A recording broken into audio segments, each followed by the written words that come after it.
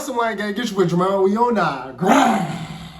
So one day, we gonna shine. All right, y'all, let's get right into this video. Y'all told me to check out the rise of Lionel Messi, and it's 22 minutes long. So I'm guessing it's going to be telling, because I see the thumbnail, and it's from when he's a kid. So I guess it's going to be telling from when he completely just grew up, from a kid all the way up into, you know, now. So let's check out this video, the rise of Lionel Messi, and see how he grew up as a kid, see what made him so great, and how he became the absolute best soccer/football player ever. Let's see. Let's get into this video.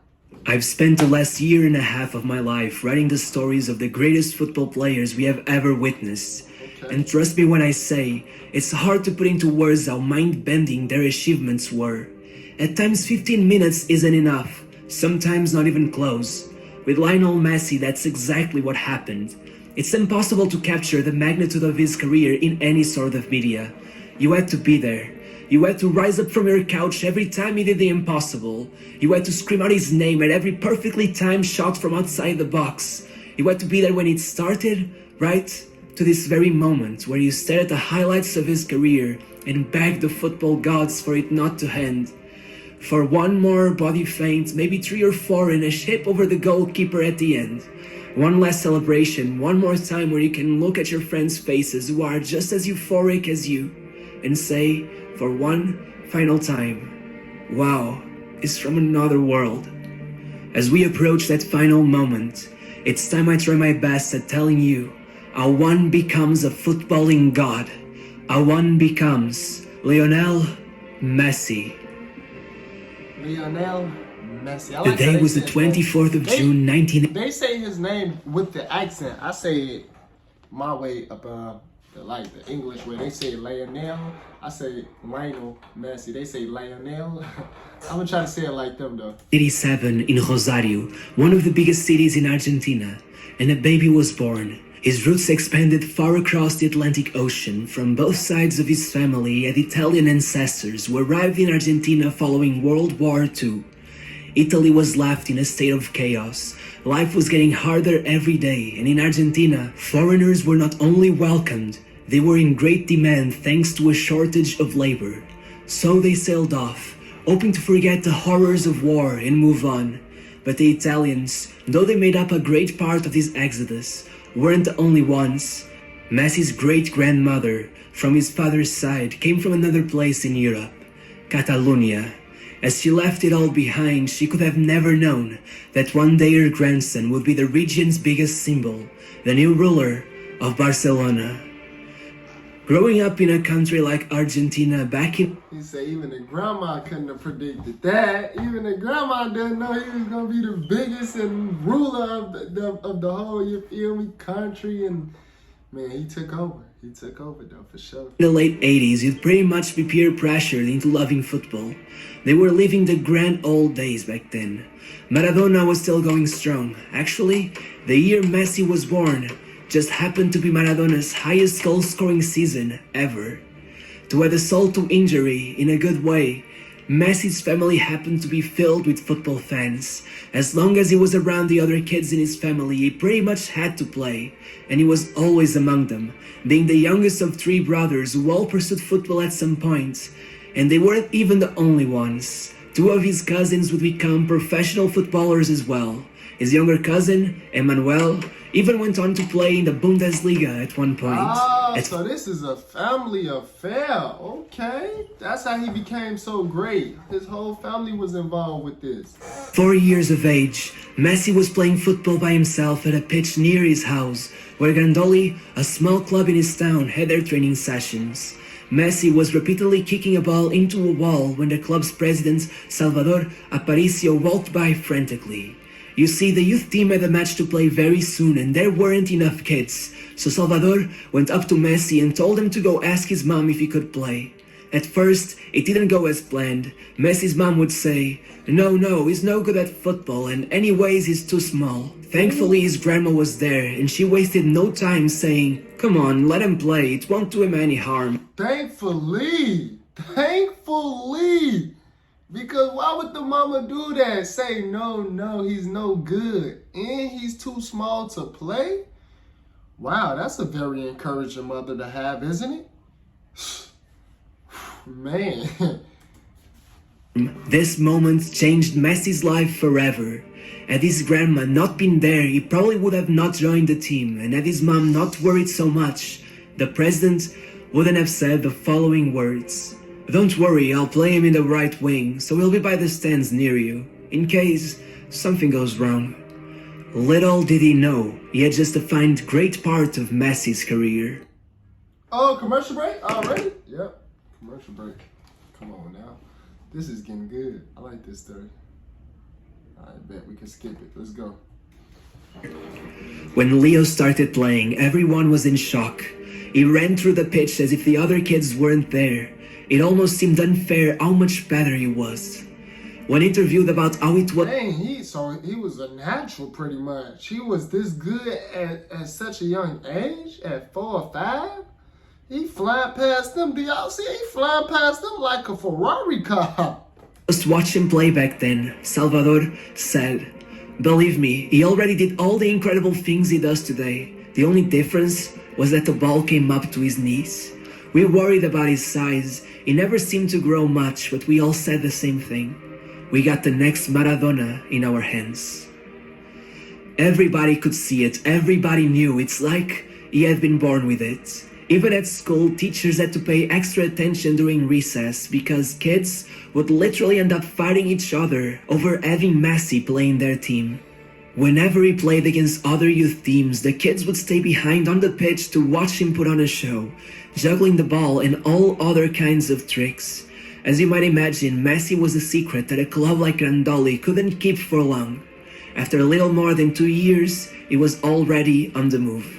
The biggest club in Rosario was Newell's Old Boys. Their academy had provided the Argentinian national team with more players than any other, and naturally, Messi was a big fan.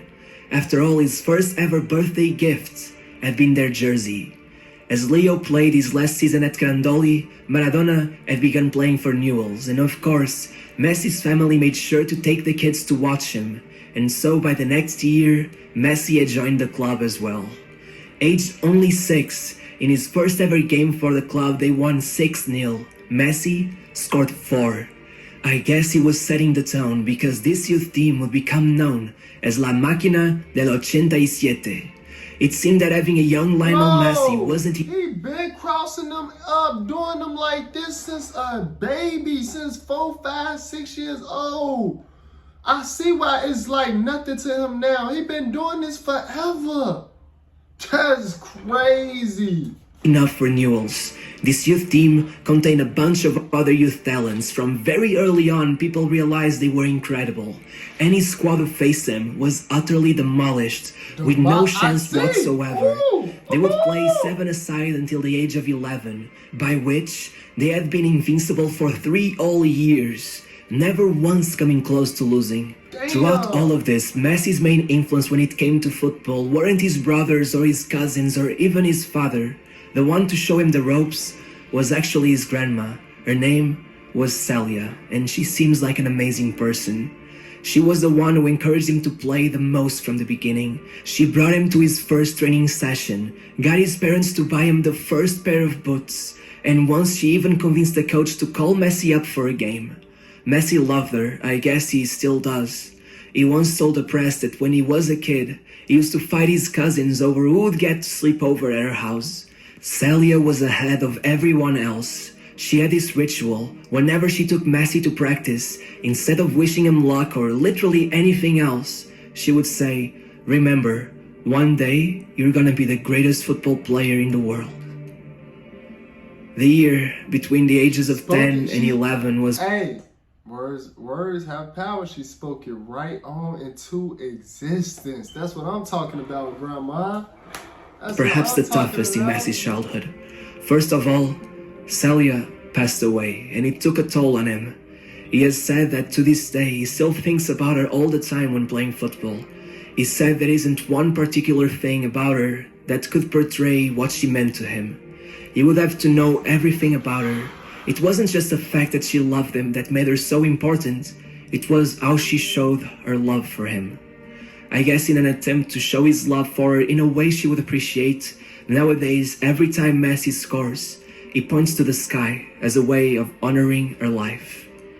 This could have been enough to throw off any child. There were a lot of feelings to process, a lot of emotions to get through, but then Messi was hit with another heavy blow. Leo had been followed by an endocrinologist under the club's advice for about a year now, and the news weren't great. Leo was diagnosed with a hormone deficit that was responsible for his stunted growth, and after a long year of testing, Messi was prescribed injections that he would have to take daily in order to make up for it. One of the players who were part of his youth team recalled that when Messi slept over at his house, he would always bring a box and ask to keep it in the freezer. Then, in the middle of the night, he would go there and administrate the dosage himself. Though at first that other kid found it weird, he said that for Messi it was like brushing his teeth. Just another task, and so soon, everyone got used to it as well. But it wasn't the possibility of this becoming a traumatic experience for young... He really couldn't grow at first, like at all? Like he was going to be... If he would have never had got that taken care of, he probably would have forever been beyond little. Wow, he was really having growth. Leo that worried his parents the most. It was the treatment's cost of about $1,000 per month that soon their insurance would not be able to cover for. Yeah. At first, Newell's agreed to cover the costs, but eventually, an economic crisis hit Argentina and they couldn't get the money. The family was scared. The consequences the lack of treatment could have on Messi's future were shocking, so they went looking around for a solution. It was at this point that Messi tried out for River Plate, which was a joy for the young boy who idolized Pablo Aimar. Leo tried out for only 20 minutes before they asked him to join, but first, he needed to get a permit from Newell's, and that's when things got sour, as they refused to give it to him, probably scared of the possibility of losing a prospect with this kind of talent. This upset led Messi to stay for a couple more years with Newell's, who were trying their best but failing to gather up enough money for the treatment. Still, as long as Messi kept on playing, the machine of 87 kept on turning. Winning every tournament, defeating every opponent, they became so famous, they even went all the way across South America to play matches in foreign countries. They were so wildly superior that one of the recurring gags frequently told about them is that the goalkeeper got so bored of having no involvement in the game that he would literally sit down on a penalty spot watching the game as if he was in the stands.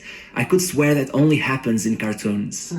Regardless, Messi was of course the center of attention. Once the coach was asked if it was true that Messi had scored 500 goals over his time there, and he smirked and replied, 500 at the very least. Damn. And you know what's funny about that? One of his other coaches had made a deal with Leo. He found out Leo loved these chocolate cookies from Argentina called alfajores, and he proposed that for every goal he scored in a match, he would give him one. But at that rate, he would be the world's first diabetic football prodigy. Maybe that's why eventually a new deal was proposed as a joke. The coach said he would only give Messi cookies if he scored a header. In the very next game, Messi pretty much dribbled through the entire squad, including the goalkeeper, got to the goal line, flicked the ball up, and headed it into the goal. What if you could help your parents? Another commercial, hold on, y'all. Messi said, say no more, that ain't stopping nothing. I need them cookies, dog. Back, smiled at the coach and showed him 2 fingers. There was really no way of stopping him.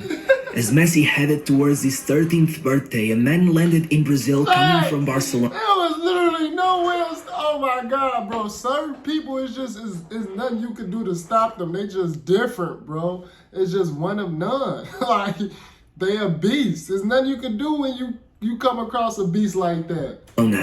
But he was no ordinary man.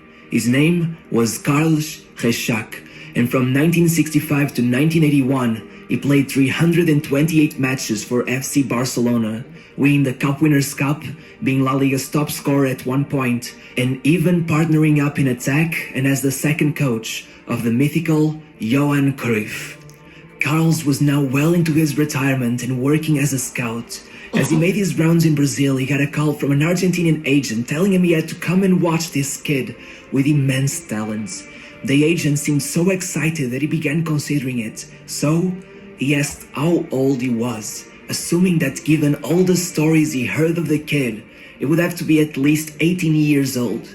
I'm guessing he didn't expect the star boy to be only 13. His age jumped out to him. How can such a young boy be already getting grown men so excited about his abilities? So, Carlos told the agent to schedule a trip to Barcelona so they could run the boy through some trials. Back in Rosario, Messi's family heard about the news, and as you might imagine, they were euphoric, especially because a big club like Barcelona could for sure help Messi with his medical bills. But there was one problem. Newell's had already stopped one transfer, and there was some bad blood between the family and the club, since they claimed Newell's barely sent them any of the money they promised to provide in order to help with the costs of Messi's treatment. So, they went old school and just told the club Messi was sick with pneumonia and wouldn't be able to go to training for about 3 weeks, while in reality, it would be in Barcelona trying out for the club. When Messi started, Carlos was abroad going about his scout duties, and though everyone was shocked at his skill, many doubted him because of his height, and were unsure if they should sign him.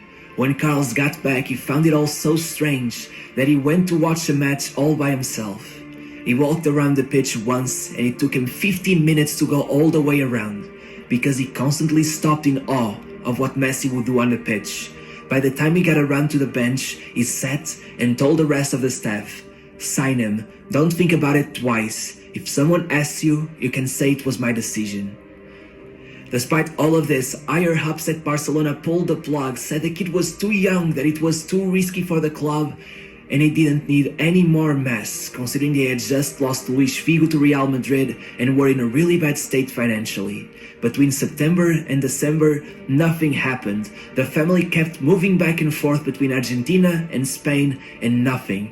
They began getting anxious as their whole stunt meant Messi was no longer playing for Newell's, and eventually, Messi even traveled to Spain in hopes of joining Atletico or Real Madrid, but nothing came of it. That's when D-Day finally came about, and a napkin changed Messi's life forever. The agent met with Carlos, and eventually there was a call from Messi's father. He was desperate, telling them he would go back to Argentina because he didn't see anything moving forward. Carlos acted fast, and so he needed tangible evidence, so he looked around for paper and found only a napkin. He wrote down a mock contract on it and signed it, stating that Messi would sign for Barcelona regardless of any objections from other members of the club. It worked wonders and got Messi's family to trust that he would make it work. Over the coming weeks, paperwork was filled and Messi was officially, and finally, an FC Barcelona player. It was only a matter of getting the family registered in the country before he debuted. For a while, there was a sort of limbo where Messi wasn't necessarily tied with Barcelona, though he was already living the average life of an academy footballer. And you know what that means? Word got around fast. Juventus, Inter Milan, Liverpool and Real Madrid all contacted Messi's agent. And if you think that's all meaningless agent talk, let me tell you that Arsenal eventually got Arsene Wenger to have dinner with the agent to talk more about Leo. He has even said that they were close to signing him the same way they did with Cesc Fabregas. Regardless, he stayed and a whole new chapter began. At first, Messi wasn't allowed to play for Barcelona's academy, as not only was he still registered for Newell's, he was also considered a non-community minor, since he came from a foreign country, and for the first year, the only solution found was to keep him training with a squad, while only going on friendlies with the B team. But though Barcelona tried their best at sheltering and protecting his talent, to let it grow they had to let him run free, and so, in his second game for the club, disaster struck. Messi broke his fibula and was out for the rest of the season. There was worry that he would struggle to get back to his usual frenetic play style, but once he was back, he finally got to enroll in the Spanish Federation, and he was so incredible that quickly he got promoted to the under-16 squad, being trained by Tito Villanova and playing alongside some of the biggest talents in Spain. Kids whose names meant nothing back then, but would one day be heard all around the world, like Cesc Fabregas and Gerard Piqué. Both players would leave Barcelona for England soon after, so maybe Messi moving to Arsenal wasn't that far-fetched at all. Oh, no commercial! Come on now. This is great. Alright, back to it. Over his first days with the squad, Messi was very, very shy. They say he was so quiet entering the locker room for the first time that some people didn't notice him until he had already sat down. Once he got on the pitch, the coach asked what position he liked playing at. One of the other players said that everyone was scared. They had heard insane stories about Messi, and they all thought that if he picked their spot, it was over for them. The goalkeeper of that squad has been quoted saying that he felt the only way to stop him was to pull out a pistol and shoot him, but honestly, he would probably dodge it. But that doesn't mean Messi was invincible. His health problems remained, and though there were no more worries It's not that serious. Do y'all hear how these... Boy, them soccer players, boy, they don't play about losing or taking their spots. They be ready to kill for real. regarding him not getting the treatment he needed, it turned out that at this point, the treatment was a gift and a curse. While still going through his first years, the treatment took a toll on Messi's body, and it was evident by his lack of stamina. Looking back at his first interviews, you can see him lament that he was unable to keep up with the pace of the other kids. But still, whenever he did find the energy to perform, he was unparalleled. With a never-seen playstyle, it seemed he had taught himself a whole new way to approach dribbling. Even though many compared him already with Diego Maradona, it was also obvious that the aggressiveness with which he moved forward, the quickness with which he slightly adjusted the ball seemingly once every millisecond made for moments that could not be forgotten. It was as if Messi was an artist, carefully, deliberately putting down one brushstroke at a time, slowly painting the background as he patiently waited for the moment when his creativity would finally be unleashed on the canvas. As the years passed, Messi made it through the ranks at breakneck speed and slowly but surely started bonding with the other kids. After all, after some time, Messi's family went back to Argentina and Messi started living in La Masia, where though others managed to see their families at times every weekend, Messi would only be with his once or twice every year. Regardless, Messi persevered, and by his fourth year in Barcelona, as he turned 16 years old, he broke a record, playing for 5 different squad levels in a single year. Before him, no one had managed more than 3. That year, he started for the Under-19 B squad, moved on to the Under-19 main team. Then, oddly enough, he got called up for the first team and only then to the C and B squads, proving he was incredible at any level, no matter what. The debut for the first team happened because Barcelona were invited to play a friendly against FC Porto in what would be the opening ceremony of the Dragão Stadium. But there weren't enough players available, so they were forced to bring in academy players like Messi to fill up the squad. Here's a story for the fans of the channel. As some of you know, I'm from Porto, and what you don't know is that on that day in 2003, my parents went to watch the match, hoping to catch a glimpse of Barcelona greats like Ronaldinho, Xavi, Overmars, Kluivert, etc. Well, aside from Xavi, none of those players were available, which I'm guessing was terribly disappointing to them. Little did they know, they were getting to watch the first 16 minutes of a 16-year-old who would become Barcelona's greatest ever player. Now, the thing that really matters to me is that they didn't bring me along. I've asked them where they left me and they don't even remember. So, yes, I'm still pissed, and yes, I'm considering the possibility of filing in for a child abuse case. By the way, just a few months later, they also went on to watch Cristiano Ronaldo's debut at the Euros in that same stadium, and they also didn't bring me. But that's just my... He remember that. He had some petty parents, bro. He told me he also didn't bring me. They ain't take him to nothing. Childhood trauma, so moving on.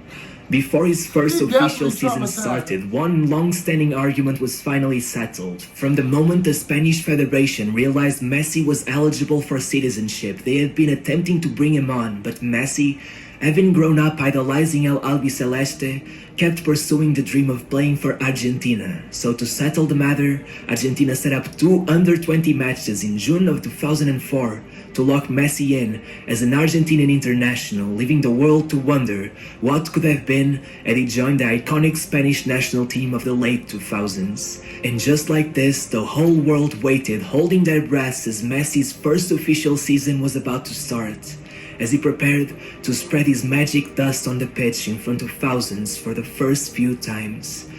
I hope you enjoyed the stories, and if you did and want to keep watching, the next episode covering Messi's journey towards his first Ballon d'Or will be... I definitely enjoy watching this, man, the rise of Lionel Messi. Comment down below, let me know what else y'all want to see me...